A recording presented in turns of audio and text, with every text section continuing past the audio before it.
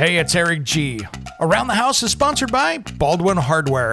For 75 years, Baldwin Hardware has been known for its first-class quality and craftsmanship in door and cabinetry hardware. As an alumnus of the Baldwin Hardware Design Council, I can say I have seen the details and quality from design to the finished product. If you're looking for a new style and old-world craftsmanship, I can tell you there is only one Baldwin Hardware.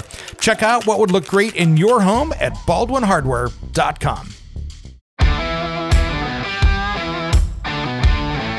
It's Around the House. And we were talking about building codes and rules and that kind of stuff. And one of the things exterior-wise that really gets people tied up, and it's something that's pretty common out there, are those easements on your property. Now, what that easement is you might own a quarter-acre lot and you know where those boundaries are, but you could have a gas, utility, roadway. There's a ton of different easements where they say, hey, you own this land, you can't build in this area. And it's a great example. My little brother lives on the eastern side of the U.S. I'm, of course, out here in the Portland, Oregon area. And we were talking, and building code in my area says that as a certain size shed, I can build that and put it around my property as long as it's 3 feet off a property line. And there's other rules and regulations and stuff like that, but it's something I don't need a permit for to put a shed on. Well, in my brother's township over there on the East Coast, he has a completely different thing. He needs to have a zoning thing, basically a zoning permit for him to put that shed on his property. When it comes to remodeling and renovating your home, there is a lot to know, but we've got you covered. This is Around the House. Around the House show is brought to you by Pyramid Heating and Cooling. Serving in Oregon, the Portland metro area, and Bend, Oregon, they are your one-stop shop for heating and cooling and indoor air quality. To find out more, head to pyramidheating.com, Oregon CCB 59382, and Baldwin Hardware.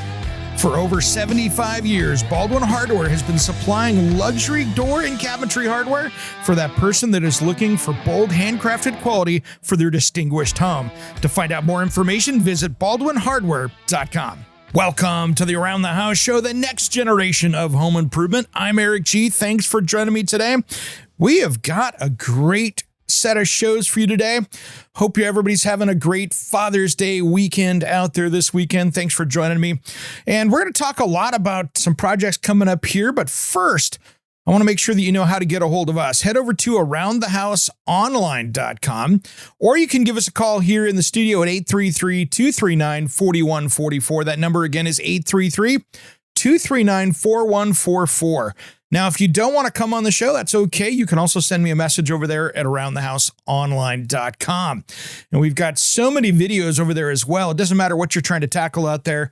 I probably have a video showing you how to do it because we've got over 400 of them, cruising our way towards 500 over on the Around the House Northwest playlist. And we've got that link over there at aroundthehouseonline.com. So we've got so many things there, from interviews to test-its, where we test out cheap products on Amazon, to, of course, those big projects and show you how to tackle it from start to finish. Well, talking about tackling projects, today we're going to talk about how to tackle major projects from planning to finishing touches. And the best way to do this, like how a contractor would. So if this is your first project or you're trying to fine-tune your processes, this is how we do it. Now, the big thing here is no matter if it's a big one or a small one, create a plan. And this is basically your blueprint, your driving directions for this project from start to finish. And this is going to help you on a lot of things. One, it's going to help you create a budget. It's going to help you answer the material questions of what you need and all of that, including following up on some other stuff. And we'll get into that here. So what I want you to do is start from the finished project of it. So what do you want this to look like at the very end? Is this a bath remodel? Is this a kitchen remodel? Kind of write down on a notepad, okay, what do I want? I want new countertops. I want new fixtures. I want this. I want to upgrade this. I want to do that. So create a picture, and heck, go over to Pinterest, grab the pictures of the stuff you like and create this. And this doesn't matter here, guys, if this is going to be a DIY project or if you're hiring a contractor, the same rules apply. So create your own. Pinterest is easy because it's free. You can go over there, create your account, create a folder, an album, jump in there and start grabbing those pictures of what you like.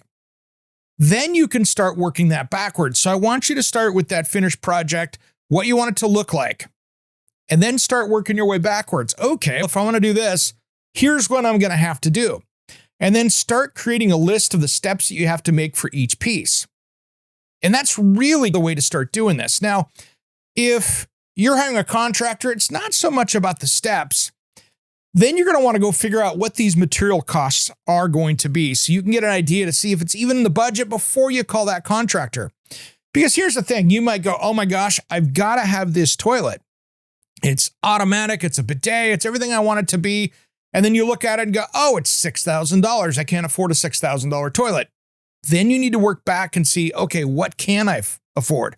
Maybe it's a $500 Toto bidet toilet seat. Got it? Maybe it's not the $6,000 toilet. So these are things that you can work through and go, wow, okay, that's more than I want.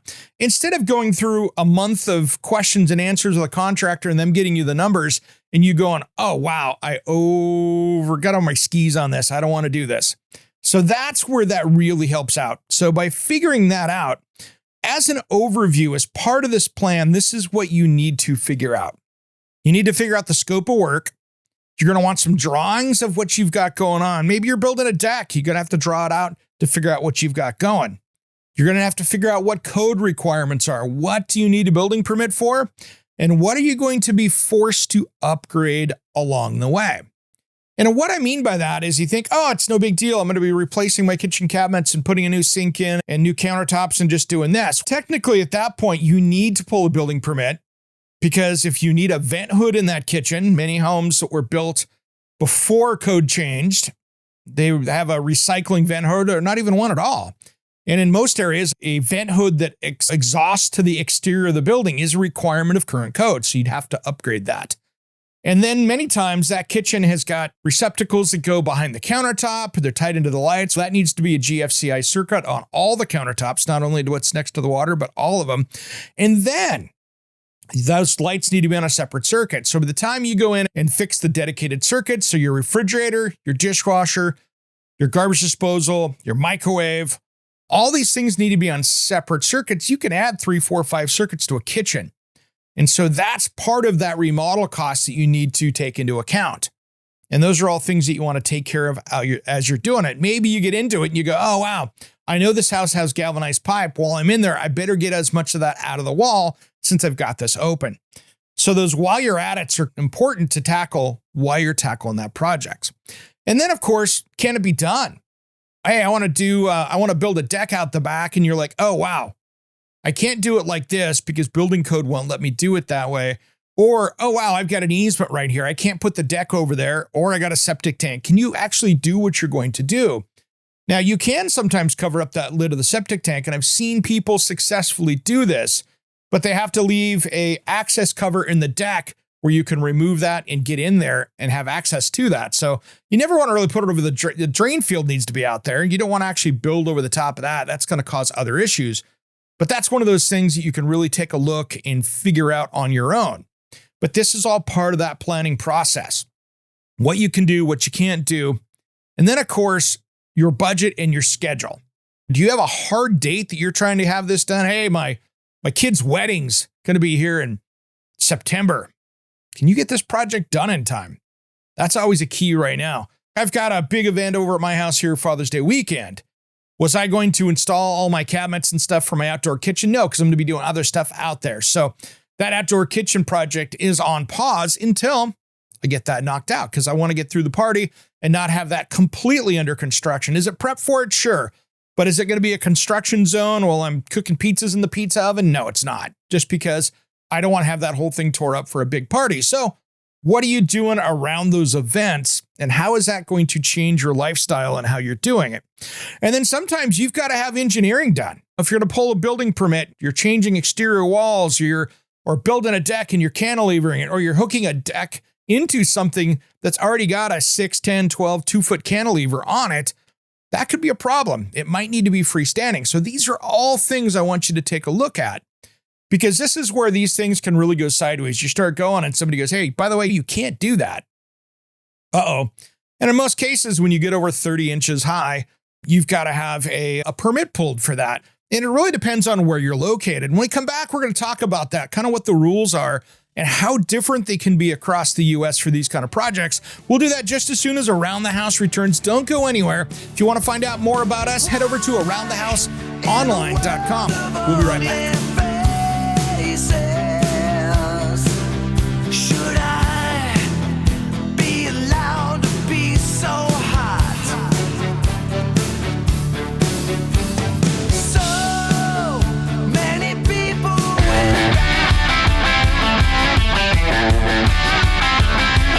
Hey, it's Eric G from Around the House. Are you tired of low quality water in your home? Do you have bad tasting water? How about chemicals, minerals, and hard water scale tearing up your bathrooms, appliances, and your water heater? I have a great solution for you. It's time you stop the damage and check out King Water Filtration. This water treatment system takes care of every drop of water that comes into your home. It uses no salt, no expense filters to change, and it's made right here in the USA. Plus, it prevents hard water scale. To find out more information, head to kingwaterfiltration.com, and if you use promo code ERIC-23, it will give you $1,000 off MSRP with a discount on a filter that will resolve those water quality issues. Don't miss out on this amazing sale on a product made right here in the USA at kingwaterfiltration.com. That's kingwaterfiltration.com. And don't forget promo code ERIC-23.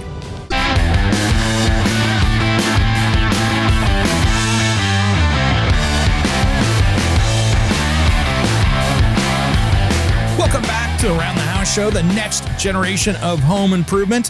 Hey, if you want to find out more about us, head over to aroundthehouseonline.com. You can find out so much over there. And if you're listening to us here in June and early July here on this radio show or podcast, it is Father's Day weekend. But if you're catching the show later on the podcast, we are doing a giveaway over there. And if it's still going, it'll be up on the website. We are giving away a awesome generator you need to check out. And that goes through July 3rd, 2024. If you're hearing it after that, sorry guys, you're missing it. But you want to check that out. Now, here's the thing. If you want to give us a call in the studio, 833-239-4144. And that number again is 833-239-4144. If you're listening on the radio, that's awesome. We do have our podcast, which has more content during the week than what you're going to hear on the radio. And just look for Around the House Online, and you can go over and find it over there, as well as our premium content where we're getting ready to, if you want to hear the show early, you can catch it over there. And then we're going to have some here in the next month or two. We're going to have some really great premium episodes for you to check it out, and it'll be for members only that you can hear. And that has some other benefits as well, as far as me helping you with projects, as far as consulting and that kind of thing, if you're trying to tackle those projects. So check out our premium membership at aroundthehouseonline.com. We've been talking today about how to tackle major projects, from planning to finishing those projects. And we were talking about building codes and rules and that kind of stuff. And one of the things exterior-wise that really gets people tied up, and it's something that's pretty common out there, are those easements on your property. Now, what that easement is you might own a quarter-acre lot, and you know where those boundaries are, but you could have a gas, utility, roadway. There's a ton of different easements where they say, hey, you own this land, you can't build in this area. And it's a great example. My little brother lives on the eastern side of the U.S. I'm, of course, out here in the Portland, Oregon area. And we were talking, and building code in my area says that as a certain size shed, I can build that and put it around my property as long as it's 3 feet off a property line. And there's other rules and regulations and stuff like that. But it's something I don't need a permit for to put a shed on. Well, in my brother's township over there on the East Coast, he has a completely different thing. He needs to have a zoning thing, basically a zoning permit for him to put that shed on his property. And then, of course, he just figured out that he had about a 30-foot utility easement across the back of his property. So, of course, he couldn't put it on that, which was going to put his shed in the middle of his backyard, which was not something that he was too excited about. So we ended up going around and figuring out what the rules and regulations are, and figured out that there was, on one side of the property, he could put it. The other side had another drainage easement there where they had a below grade drainage line that they need to have access there. So we found a suitable place for it. But it completely changed his shed location. And even though he was going to put it right next to his neighbor's shed that was grandfathered in, he, of course, didn't have that opportunity. So these are those things that you need to figure out. Just because your neighbor could do it doesn't mean that you can do it. And that could be a deck. It could be anything else. It could be a fence. All those things there's some big rules with that. Fencing is huge. I was looking around when I did my front fence, and that's where the troubles arise, because many times you can only do a 3-foot or a 4-foot high fence in some areas. I was that way, but then I figured out when I talked to the city, because I lived on a little more busy road, I could put a 6-foot fence in, but I had to stay 10 feet back from the property line. No permit needed, and that's exactly what I did. I just made sure I knew where the pins were and measured back, and it worked out really well. So dive into those details. They can really change your thought process of the design and help you get through it. And that way you know that you're into it without having to do something twice, because that can be super expensive if you have to do this over. And the same thing goes with engineering. Make sure that early on, if you've got a plan, you got something drawn out and you have to have engineering, get that done early so you understand what the scope is, because that's going to drive the price. They might come back and say, whoa, you got to change this and this. You need to know this before you hire that contractor, or before you get into that budget cycle of you trying to figure out how to do it. That engineering is going to be key. And usually when there's engineering, almost always there's a building permit associated with it that you need to keep track of. So make sure you know all those things, and that'll save you a lot of headaches down the road. Because here's the thing, when it comes to permits and stuff, people go, oh, it's my property, I'm going to do it my way. I get where you're coming from there. But the problem is that I've seen way too many people come back and red tag because they didn't do the right permits on that stuff. And they can get you on decks from satellites. They can get, I'm not allowing them in my backyard. Well, guess what? They can jump on a satellite and take a picture and see what your house looked like 4 years ago and see what you did now and see that you added on this big, huge, massive thing out back. And then they can nail you on it because they know exactly when you did it. Going off Google Maps, guys. So that's one of those things you got to be careful with. It's hard to get away with doing additions and buildings and stuff like that you're seeing out there, and getting nailed on that. So something to consider. All right, here's where I want to get into some of the bigger details. Does it make sense to even tackle the project? Now, sometimes you'll go, hey, I want to do this, but I want you to take a holistic look at the project and say, do I need to get my money back on this? Are you doing this for you, and this is going to be the house that you're going to die in, and you don't care what the value is? Or are you doing a project because you're going to do it and you want to see that value in 5 years because you're going to sell it? So these are things to consider. And sometimes those projects that you spend big money on don't give you that value back at the end. Kitchens and bathrooms can be deceiving. Like, oh, yeah, I'm going to get all this money back. If you don't do it right, you might only get 30 or 40% of that money back. If you do it right, you could get a lot more. And really, the only projects that are pretty good at giving you all your money back pretty quickly are going to be curb appeal, like a new garage door, a new front door, front siding, landscaping out front. Or the other one is some of the home improvement ones that deal with energy, like insulation or a heat pump water heater, some little things like that. Those energy efficiency ones that save you a ton of money right off the bat can give you money back. But many times that $100,000 bill for doing some new windows and siding and maybe starting on a roof project, you might not get all that back. So these are things that I want you to take a look at with that. And then the next one on this, is it going to add the value where you want it to? And that's up to you and your project. So make sure that this fits the house and the neighborhood so it's not out of place. I've seen people take old farmhouses and put an Italian contemporary kitchen in it. And you walk in, you're like, oh, this is a beautiful, wow, that looks straight out of Milan. And that can be really distracting to buyers out there that are looking for the old farmhouse, that want that old farmhouse kitchen.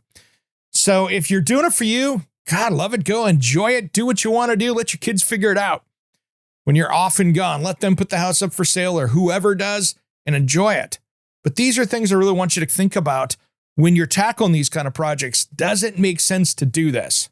Is this something that you're going to do that's going to make sense? Is this going to be something that's going to give you money back? Make sure that doing it from start to finish makes sense for your budget and for the value of your home. And that way you can make some better decisions going forward. So that's a big one.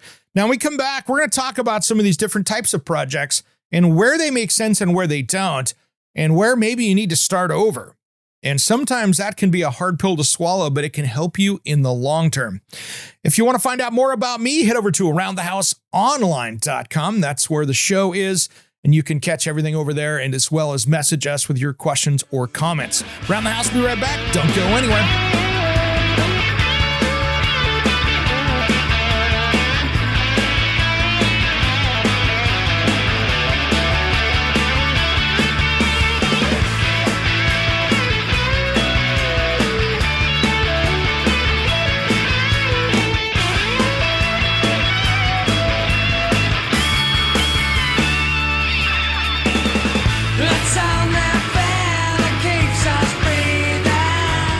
It's Around the House Show's largest giveaway yet. We have teamed up with Power Equipment Direct and Gentent to give away the latest in generator safety technology. The grand prize is a Westinghouse 15,000 watt electric start portable generator with a Gentent XL Extreme NFPA rated generator tent. There will also be 3 second prize winners that will win a Gentent safety canopy, and 4 third place winners win a Gentent signature t-shirt. Head to aroundthehouseonline.com for a link to the contest so you can answer the 7 quick safety questions to win. Contest runs from June 1st, 2024 to July 3rd, 2024. See the link for all the contest rules and conditions at aroundthehouseonline.com.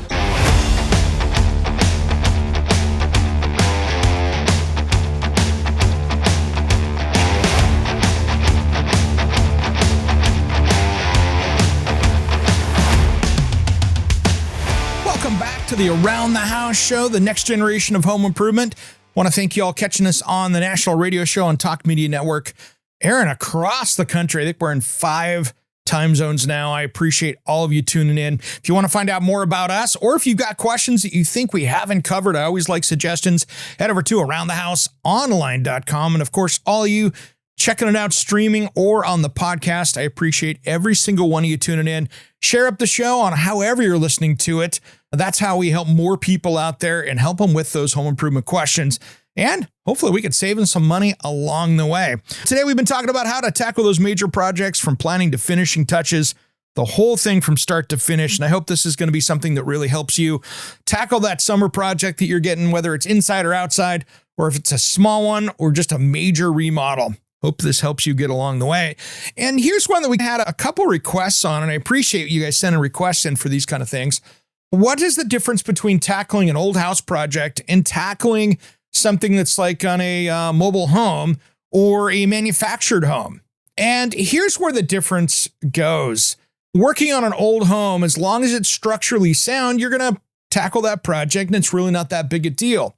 But where it gets interesting is when you get before the 1980s on manufactured housing.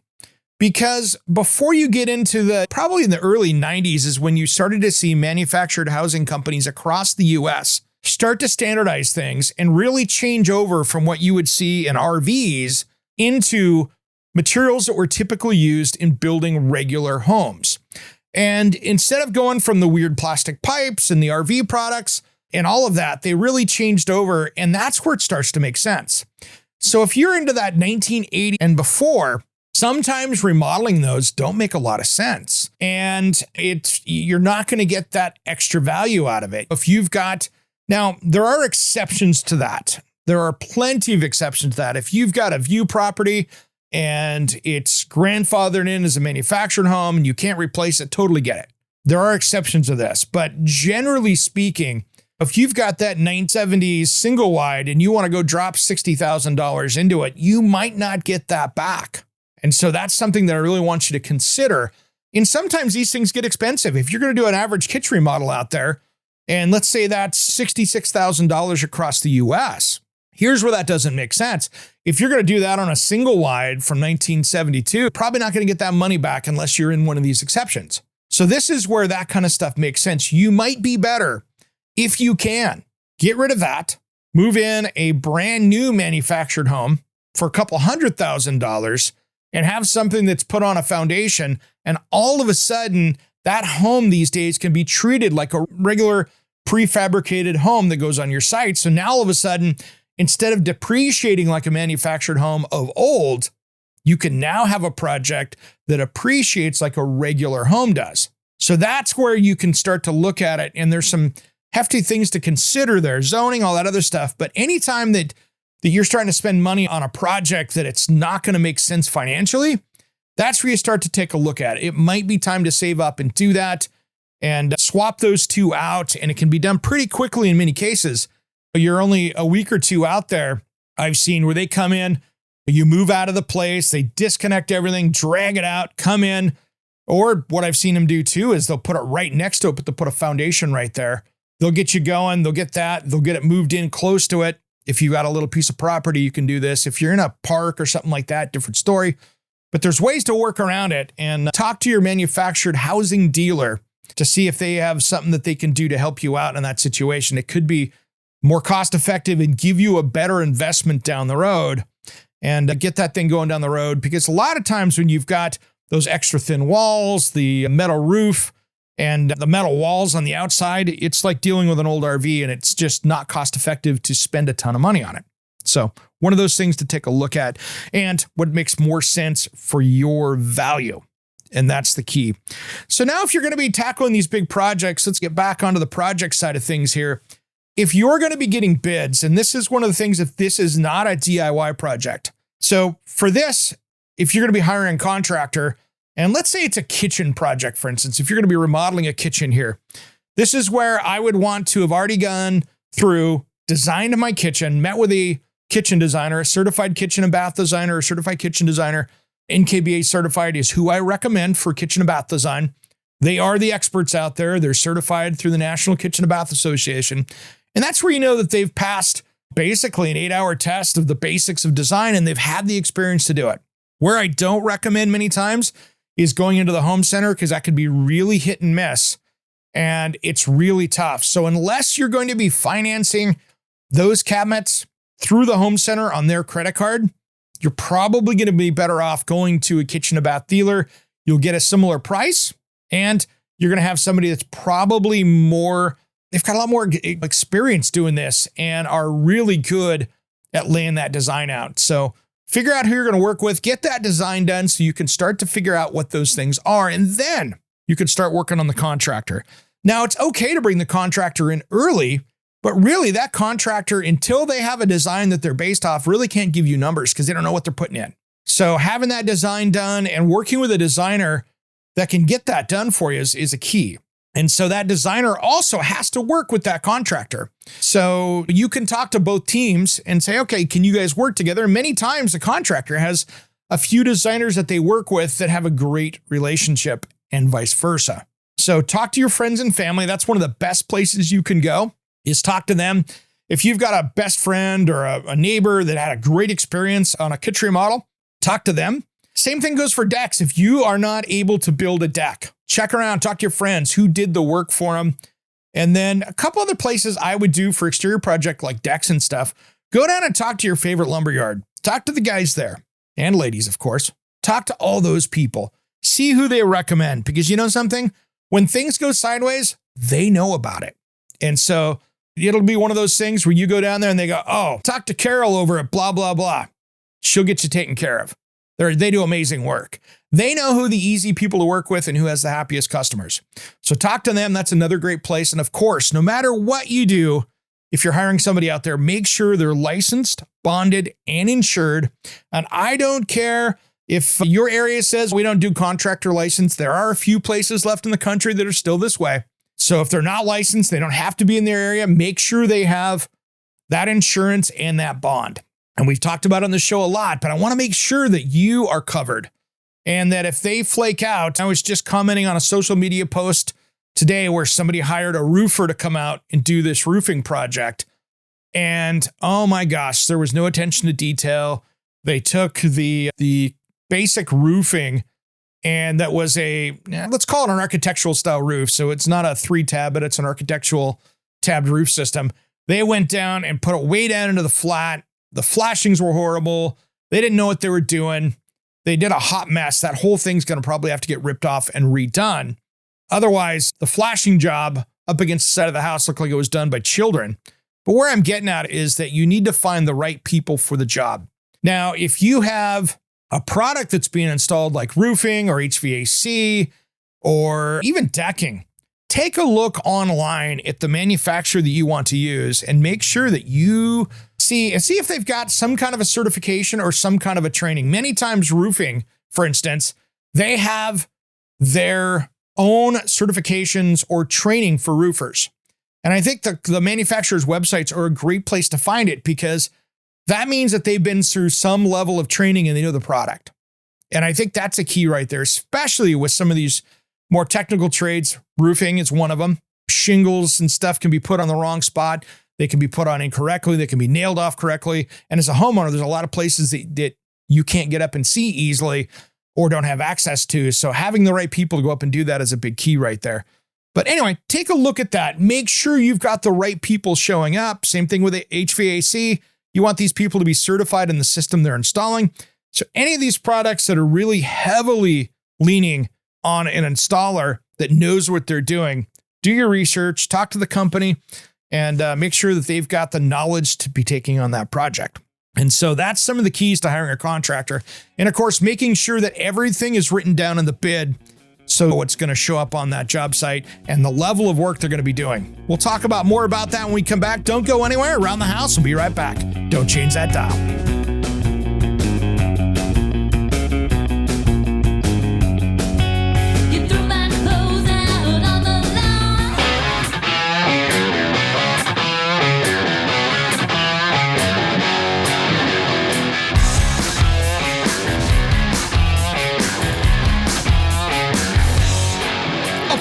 To the Around the House show, the next generation of home improvement. Thanks for joining me. I'm Eric G. If you're just tuning in, we've been talking about how to tackle those major projects from planning to finishing touches, all those things you're doing there. If you want to find out more about this show, if you're listening on the radio and you just joined us, head over to aroundthehouseonline.com.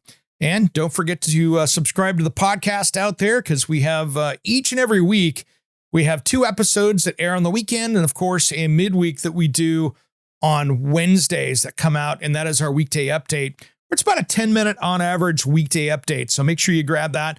I'll grab our breaking news, recall, stuff that's happening during the week, so it's super topical, and you can catch that right there. Now that we're getting into the 4th segment here, the last segment in the hour, some stuff I wanted to just tidy up here on hiring a contractor, and that is to make sure that your contractor is following all the state rules of what's the contract. And of course, I want to see a detailed estimate that is tied in. And so make sure that puts down all the materials on the list. If they're building a deck, I want to see the color. I want to see the type of decking. I want to see the materials for the framing, the brackets used. I want to see all that stuff, including all the permits and inspections listed down there. And one little thing that I always get worried about, and this is a tell for people that are scamming me sometimes on contractors, is when I see the contractor not wanting to get involved in the permit process, that makes me get concerned. Now, there are plenty of legitimate contractors that say, hey, you go pull the permits, but check the local laws in your area. Maybe it's something that you have to do, but I really like my contractor, if I'm paying for them, to handle the permits and to get it taken care of. Because many times if that contractor has problems or has had problems with that permit office, they don't want to go anywhere near it. And that can be a red flag. So pay attention to that. These are details that matter. So make sure you got that. Make sure you got the detailed bids. And then, of course, get different bids from people out there. And if you have to pay for a bid, that's okay. I think it's perfectly fine for them to require some kind of a payment for a detailed bid. And as long as they're taking that off the project price at the end, hey, we'll charge you $300 to do it. And if you go with us, we'll give you that money back. That's the cost of doing business. And I'm okay with that. That way you can get that detailed bid. And then the day you're going to sign that bid, call and make sure that their license and their bond and insurance is valid that day you sign, so you're covered for that project. All right. In the last segment here, I wanted to talk about creating a schedule if this is a DIY project. Because really, and this is something your contractor is going to give you anyway, but for all of you out there that are going to tackle that DIY project, I want to make sure that you've created a project schedule with a completion date. And I want to be able to build this schedule out for milestones along the way. So if you're building a deck, you're going to go lay it out, get it all dialed in, and you're going to pour concrete.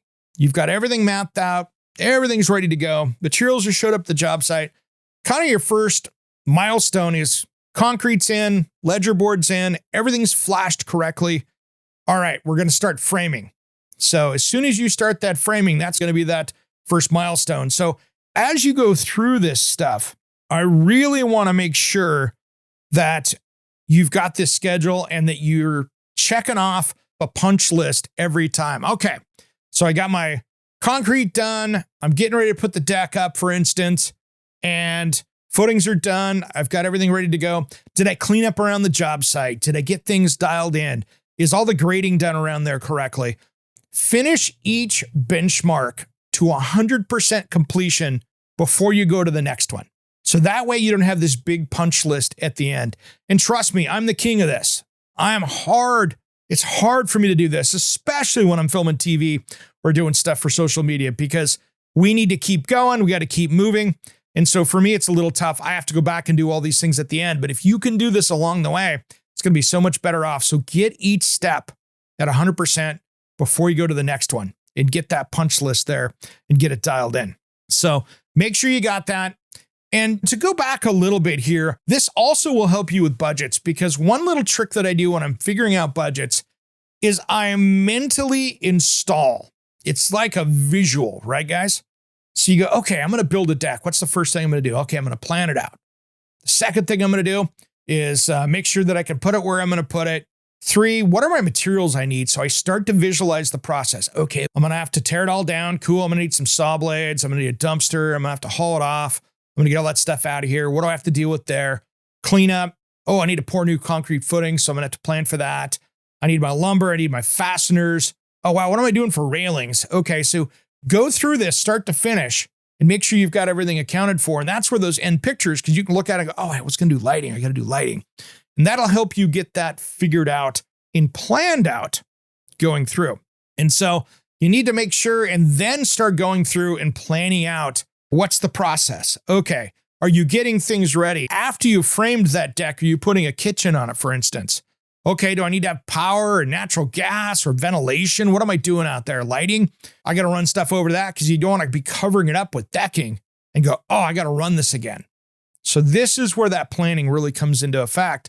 And if you go through that, you can get it ready. Oh, you're like, oh, I'm not doing that outdoor kitchen for a year. Great. Do you know what grill you're going to put in? Awesome. Run the gas over to it. Shut it off. Cap it off. Be ready. Gonna have electrical out there? Run the electrical out there. If you're doing that kitchen remodel, is there something upstairs? Is there a project upstairs? If you got a kitchen, you got a bathroom up above, and you're gonna do the bathroom next year, do you need to bring a new water line up there? Do you need electrical? What do I have to do when these walls are open for the rest of the house? This is where those planning things in the schedule go. That's why many times when I'm remodeling a kitchen or bathroom, I like to start at the farthest bathroom and work my way back, because it's a little bit easier, because nothing's typically going beyond that. And so there's less projects as you go, because many times you go, oh man, I got to do this. I'm going to remodel on that next year, but it's okay if I run wire through there, or it's okay if I have to tear something up there. You're not doing that project twice. And that's what this whole schedule thing and planning ahead thing is, making sure that you don't have to do work twice. You don't want to have to tear up brand new drywall because you forgot to do something. And that can be a deck. It can be a interior renovation. It could be flooring, whatever you're doing. You want to make sure that you get in there and do it right. So that's a good one. So make those steps, make those benchmarks in your schedule like we were talking about, and then create a punch list as you go. And this is where your spouse, significant other, friend can come over and go, man, hey, how does this look? Somebody that's got an equal experience. What am I forgetting? Hey, you might want to put a couple more fasteners here. Hey, you might want to block between these joists before you put that up. Or, hey, did you flash this correctly? It's so much easier at the beginning of the project than the end of the project. So creating those punch lists and making sure along the way that those benchmarks are done are good. And then you got to make sure that you're following the city, because many times your city, county, building officials will have different things, a framing inspection, a rough framing inspection. Maybe it's a rough electrical or rough plumbing inspection. Maybe it's a drywall inspection or a ventilation inspection or an insulation inspection. I have seen them all. I've seen them where they want to check out the screws on the drywall to make sure you put enough in. Or did you put enough nails or structural screws in that shear wall? Did you build a shear wall? Did the engineering say there had to be a shear wall? You see where I'm going. Did you flash that window correctly? All of those things you want to make sure you've got dialed in, because this is part of doing that project right. And I know you want this thing to be done right at the end, so you can just get on, move on, and have a great time enjoying the place. So really working through that schedule and then having the flexibility when something goes wrong. and then adjusting your schedule if things go sideways. Maybe you're working outside and it's a dumping rain, you got high wind and it's not safe to be out there working. Great. Add some time in the schedule for makeup days when you get behind. Maybe materials didn't show up, and that's a key right there on getting a project going. That deck, have your materials sitting on site before you do it. If you have to wait 3 weeks because the decking is on back order because everybody in the summer ordered decking, that's where you can run into problems. So don't start the project until you get the materials, especially when you're talking kitchens and bathrooms and things like that, where many things are made to order. And I can't tell you how many times in my 30 years of kitchen and bath designing have I had husbands go in and say, my wife's out of town, I ripped out the kitchen, I want to put a new one in, what can we do? And then I go, you just ripped out the kitchen? Great, we haven't even ordered cabinets, they're 8 to 12 weeks. And then the panic starts because they know that their spouse is coming home and that kitchen's not going to be anywhere near done. And this is where those problems arise. So just understanding those lead times, getting all the materials there, starting the project, and understanding it can make for that successful project. All right, guys. Hey, I want to make sure that you follow us over on social media, Around the House Show. Make sure that you're catching my Around the House Northwest television show. That airs on great television, and you can head over to the Around the House online and catch it over there. It airs 10 a.m. Saturdays on Fox 12 Plus in Portland. And of course, it airs 6 p.m. on Sundays and 8 a.m. on Fridays. And of course, you can catch it online. Or one easy way to do it is if you go over to your phone and go to the Fox 12 KPTV Fox 12 app, you can add it on right there. And you can put that app on your phone, and then you can watch all the episodes you like right there and stream it away no matter where you're at in the country. All right, I'm Eric G., and you've been listening to Around the House. I hope that helps you with your next project.